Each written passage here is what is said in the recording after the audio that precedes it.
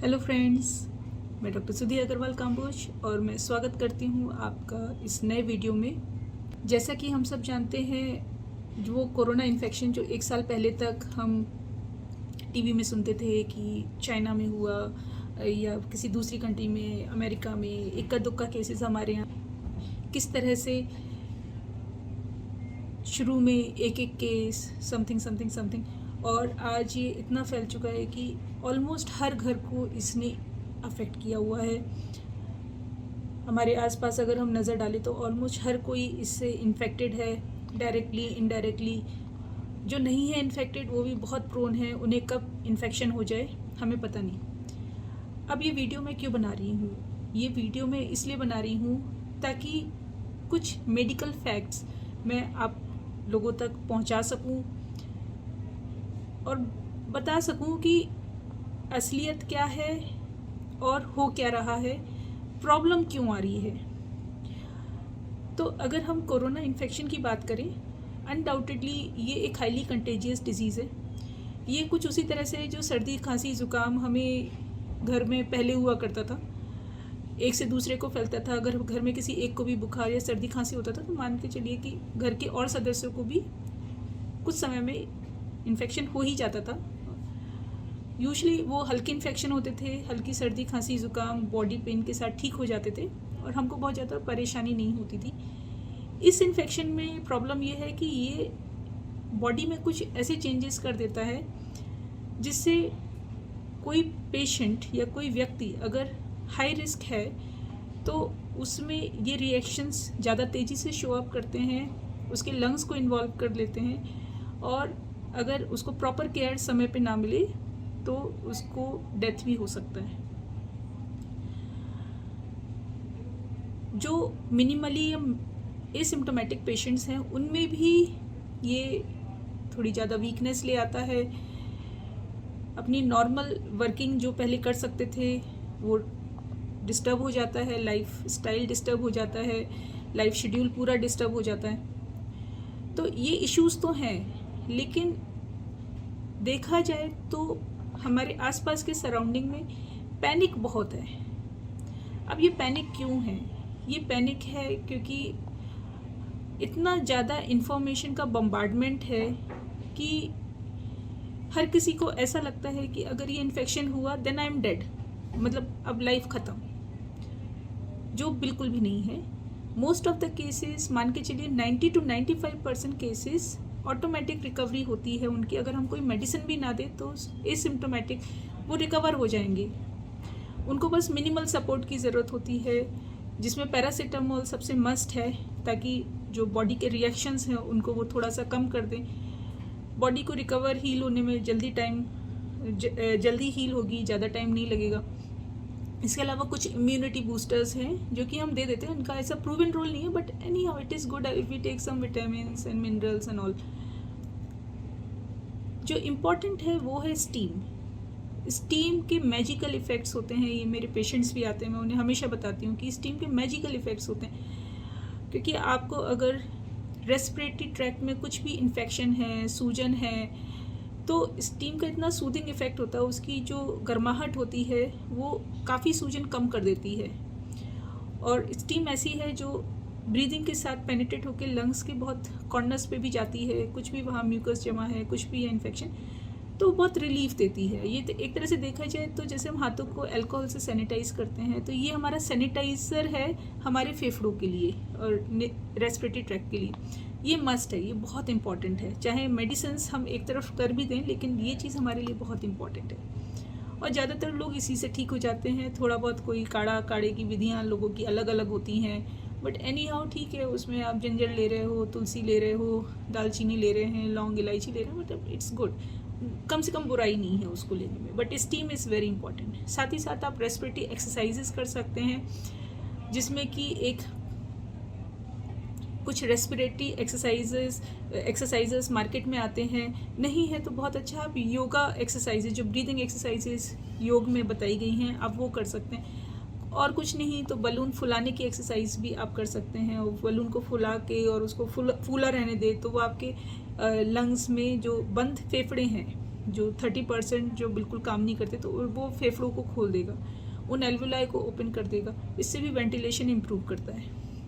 और उससे भी बहुत इंपॉर्टेंट है, पहले नंबर आपको पैनिक नहीं होना है, ठीक है। किसी तरह के हॉस्पिटलाइजेशन की इमीडिएटली कोई ज़रूरत नहीं है, आप परेशान मत होइए। पहले खुद को असेस कीजिए, और ये असेसमेंट बहुत सिंपल है। इसमें जो पल्स ऑक्स का मशीन होता है, एक डॉक्यूमेंट है, ये चार्ट है जिसमें कुछ कॉमन मेडिसिन है, आपको घर पे कैसे क्या करना है ये सब लिखा हुआ है।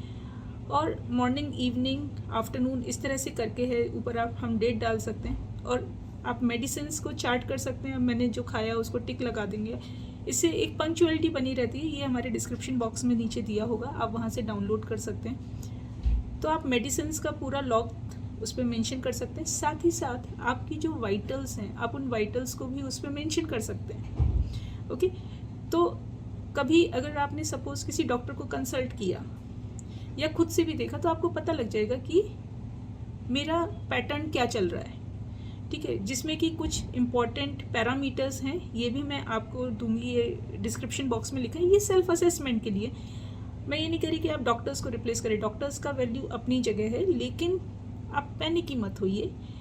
जो बेड्स हैं, जो भी मेडिकल फैसिलिटीज़ हैं, ऑक्सीजन है, ये हमें स्पेयर रखनी है उन पेशेंट्स के लिए जिन्हें सच में इसकी ज़रूरत है। अगर जो एसिम्टोमेटिक और मिनिमली सिम्टोमेटिक पेशेंट भी अगर एक बेड ऑक्यूपाई कर लेगा, तो जिसको मॉडरेट टू सीवियर सिम्टम्स है उसके लिए वो बेड नहीं रहेगा। सपोज अगर कोई व्यक्ति कंप्लेन करता है या उसे महसूस होता है कि उसको बुखार है, स्मेल नहीं आ रही है, उसको कोरोना के लक्षण हैं, तो सबसे पहले हमें कंफर्म करना चाहिए कि क्या हमें सच में कोरोना है या फिर ये कोई और प्रॉब्लम है। तो इसके लिए RT-PCR कोविड-19 टेस्ट होना बहुत आवश्यक है। अब ये टेस्ट इसलिए भी आवश्यक है, पहले नंबर हमें डायग्नोज खुद से अपना पता लगाना है कि हमें सच में कोरोना है या हम एक हॉक्स या कोई एक डर के मारे हम परेशान हो रहे हैं। दूसरा, कई हॉस्पिटल्स में RT-PCR की रिपोर्ट होना मैंडेटरी है अगर आपको हॉस्पिटलाइजेशन की ज़रूरत पड़ती है तो, ठीक है। रिपोर्ट में कई बार बहुत टाइम लग जाता है, डिपेंड करता है कि वहाँ का पेशेंट लोड कैसा है, इंफ्रास्ट्रक्चर कैसा है, इसलिए बेटर है कि अपना एट दी अर्लीस्ट जाके एक बार टेस्टिंग दे दी जाए, ताकि जो भी रिपोर्ट है उस हिसाब से आपका ट्रीटमेंट शुरू हो जाए। रिपोर्ट आती रहेगी, आपको ट्रीटमेंट का वेट नहीं करना है। आप ये पर्चा डाउनलोड कीजिएगा, और इसमें जो ट्रीटमेंट है ये बेसिक ट्रीटमेंट है जो रिकमेंडेड है, तो आप वो शुरू कर दीजिए। इसमें बुखार है तो बुखार की दवाइयाँ भी हैं, एलर्जी की दवाइयाँ हैं, वो ऐसी दवाइयाँ हैं जो आपको हार्म नहीं करेंगी और आप उसको लेते हैं, पूरा कोर्स फॉलो करते हैं, तो एक रिकमेंडेड ट्रीटमेंट है। और अपनी वाइटल चार्टिंग शुरू कर दीजिए, ठीक है। दूसरा जो स्टेप है वो हमें असेस करना है कि हमारी सीवियरिटी क्या है, क्या हमें माइल्ड सिम्टम्स हैं या कोई सिम्टम नहीं है, या माइल्ड सिम्टम्स है, या हमें मॉडरेट सिम्टम्स हैं, या हमारे सिम्टम्स सीवियर हैं। अब एज अ लेमैन आप इसको कैसे डिसाइड कर सकते हैं? माइल्ड सिम्टम्स मतलब आपको बुखार आया, 100, 101 भी जा सकता है, इट्स ओके। शुरू में 2-3 दिन, जिसके लिए आप पैरासीटामोल लेंगे। नाक स्मेल आ सकती है, जा सकती है, टेस्ट रह सकता है, जा सकता है, हल्का फुल्का डायरिया हो सकता है, बॉडी में दर्द रह सकता है, बदन टूटा टूटा सा लग सकता है, बस। इससे ज़्यादा ऐसे कोई ज़्यादा खास सिम्टम्स नहीं आते। आप पैरासीटामोल की गोली लीजिए, आराम कीजिए, पानी खूब पीजिए, गुनगुना पानी लीजिए, बाकी बूस्टर्स लीजिए, और स्टीम लेना बहुत ज़रूरी है। अपने आप को आइसोलेट कर लीजिए ताकि वो इन्फेक्शन कहीं फैले ना। बट ऐसा देखा गया मोस्ट ऑफ द टाइम जब तक आपको सिम्टम्स आते हैं, आप एक नॉर्मल इंसान की तरह अपने एटलीस्ट अपने परिवार के बाकी सदस्यों के साथ घुलते मिलते हैं, तो मान के चलिए वो भी पोटेंशियली इन्फेक्टेड हैं, चांसेस बहुत हाई हैं कि वो भी इन्फेक्टेड हैं, तो वो भी अपने आप को सेल्फ आइसोलेट कर लेंगे कम्युनिटी से, बाकी कम्युनिटी से। कोशिश करेंगे कि वो कम से कम मिले, एटलीस्ट फॉर अनदर 14 डेज, ठीक है। आपको क्या करना है, आपने देखा आपके सिम्टम्स अगर माइल्ड हैं, माइल्ड का मतलब आपकी पल्स नॉर्मल है, जो 60 से 90 के करीब होना चाहिए, बहुत ज़्यादा आपकी 100 के करीब आ जाएगी, और बहुत ज़्यादा 110, बस इससे ज़्यादा नहीं होनी चाहिए। आपका जो ऑक्सीजन सैचुरेशन है वो 95% से ऊपर हो।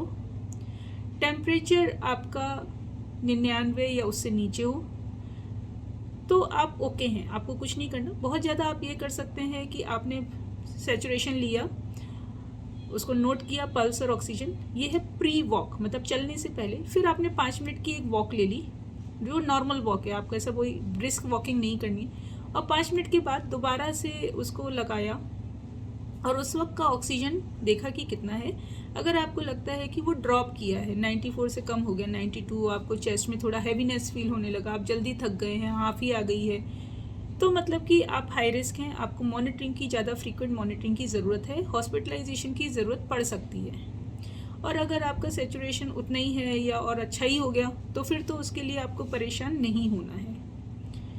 फिर आपको लगता है आपका फीवर परसिस्ट कर रहा है, थोड़ा लंबा चल रहा है, डिस्पाइट मेडिसिन आराम नहीं आ रहा है, चेस्ट में हैवीनेस लग रही है, ब्रीदिंग में थोड़ी सी प्रॉब्लम लग रही है, या हो सकता है आपको सूखी खांसी के धसके आ रहे हों, बलगम हो भी सकता है, नहीं भी हो सकता है, तो आप चाहिए सीटी स्कैन ऑफ चेस्ट कराना चाहिए। और कुछ ब्लड टेस्ट हैं जो आपको कराने चाहिए, ये आपके अंदर के बॉडी के रिएक्शंस को मेजर करते हैं, जिससे डॉक्टर को पता लग जाता है कि आप कितने हाई रिस्क हैं, आपको कितना फ्रीक्वेंटली मॉनिटर करना है। तो वो टेस्ट, वो उन टेस्ट का डिस्क्रिप्शन भी डिस्क्रिप्शन बॉक्स में दिया हुआ है, आप वहाँ से डाउनलोड कर सकते हैं। तो आपको ये 2 चीज़ें करानी है अपने वाइटल मॉनिटरिंग के साथ साथ। टेस्ट के आधार पर फिर डिसाइड किया जाएगा कि आपको क्या एडमिट होना चाहिए कि नहीं, जिसमें हम सीटी में उसका सीवियरिटी स्कोर असेस करते हैं, जो मैक्सिमम 25 के करीब होता है। तो वो डॉक्टर असेस करते हैं और आपके जो ब्लड टेस्ट हैं, मार्कर्स हैं, उनको देख के डिसाइड किया जाता है कि आप मॉडरेट टू सीवियर या माइल्ड किस कैटेगरी में। यूजुअली मॉडरेट टू सीवियर वाले पेशेंट्स को एडमिशन्स की ज़रूरत पड़ती है, जिसमें मॉडरेट वाले पेशेंट्स में कुछ इंजेक्शन्स चलते हैं, कुछ वायरल स्पेसिफिक इंजेक्शन्स लगते हैं जो ओवर द काउंटर अवेलेबल नहीं होते डॉक्टर के प्रिस्क्रिप्शन पे, और डॉक्टर के द्वारा ही चलाए जाते हैं। कई लोग बता रहे हैं कि सोसाइटीज़ हैं वो डिस्ट्रीब्यूट कर रही हैं रेमडेसिविर को या कुछ, लेकिन ये ऑथेंटिक नहीं है और ऐसा लगवाना भी नहीं चाहिए, वो डॉक्टर की देख रेख में ही होनी चाहिए।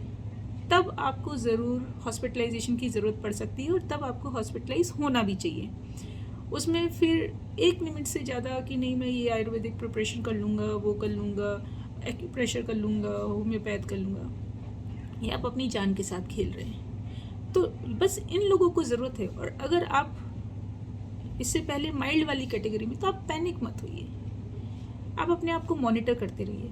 कई जगह तो इतनी हालत है कि अब क्योंकि बेड्स अवेलेबल नहीं है, तो जिनको सच में ज़रूरत है उनको घर पे ऑक्सीजन दी जा रही है या कुछ दी जा रही है, उन लोगों को सच में ज़रूरत है जाने की। लेकिन ऐसे लोग 100 में से 5 से 10 ही हैं। तो अगर बाकी के 90 to 95% अगर अपने कर्तव्य को निभाएं, पैनिक ना हो और आराम से अपने सिम्टम्स को मॉनिटर करें,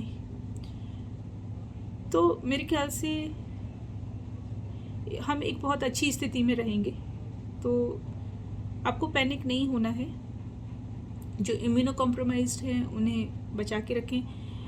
अच्छा, पैनिक नहीं होने का मतलब ये भी नहीं कि आप बिल्कुल बाज़ार में छुट्टा घूम रहे हैं कि नहीं अभी तो कुछ भी नहीं है, हमें होगा भी तो हमें कुछ। पैनिक होने का मतलब ये भी नहीं है कि आप जो सेफ्टी प्रिकॉशंस हैं उनका ध्यान न रखें। प्रॉपर आपको मास्क पहनना है, इस वक्त कम से कम लोगों से मिलें। मेरे अपने घर में भी कुछ प्रॉब्लम्स आई, मुझे जाना था वहाँ पे विज़िट करना था कुछ प्लेसेस पे, but I deliberately decided to avoid any sort of journey at this time, because this is not a right time to travel or to mix with the people. It is better to keep yourself safe, not because for yourself, for your family members also. Hospital जाना हमेशा बचना चाहिए क्योंकि वहाँ पे infection का risk बहुत high है। अगर आपके घर पे ये रिस्क 1% है तो हॉस्पिटल में यही रिस्क बढ़ के 50% हो जाएगा, 50 गुना ज़्यादा, क्योंकि वहाँ हर तरीके के लोग आते हैं। और कोविड पेशेंट्स ऑब्वियसली जिनको ज़्यादा प्रॉब्लम होगी वो हॉस्पिटल ही जाएगा, तो वहाँ उनका वायरल लोड बहुत होगा। अगर आपको हॉस्पिटलाइज होना भी पड़ा, अपने सिम्टम्स को मॉनिटर करते रहिए। एट दी अर्लीस्ट जब भी थेरेपी ख़त्म हो, आपको लगे कि हाँ मैं बेटर फील हो रहा हूँ, कोशिश कीजिए कि अपने आप को डिस्चार्ज करा के घर लें और घर पे फिर से मॉनिटरिंग शुरू कीजिए। मॉनिटरिंग सबसे मस्ट है। ऐसा नहीं कि आप घर आ गए तो आपने मॉनिटरिंग करनी बंद कर दी है। 14 दिन आप मान के चलिए आपको फ्रीक्वेंट मॉनिटरिंग करनी है। शुरू के कुछ समय ज़्यादा क्रूशियल होते हैं। एक बार वो टाइम निकल जाता है तो चांसेस कम है कि आपको दोबारा से प्रॉब्लम फ्लेयर अप करे, बट अच्छा रहता है कि हम मॉनिटर करें अपने सिम्टम्स को, अपने लिए, अपने परिवार के लिए। उम्मीद है ये वीडियो से आपको काफ़ी कुछ जानकारी मिली होगी। रिक्वेस्ट करनी होगी कि सबसे जो इम्पॉर्टेंट प्रॉब्लम जो अभी सब फेस करें वो है पैनिक की। सोसाइटी में इतना पैनिक है, जिसको जहाँ कोविड होता है वो सीधे हॉस्पिटल बेड के लिए बात करने लगता है।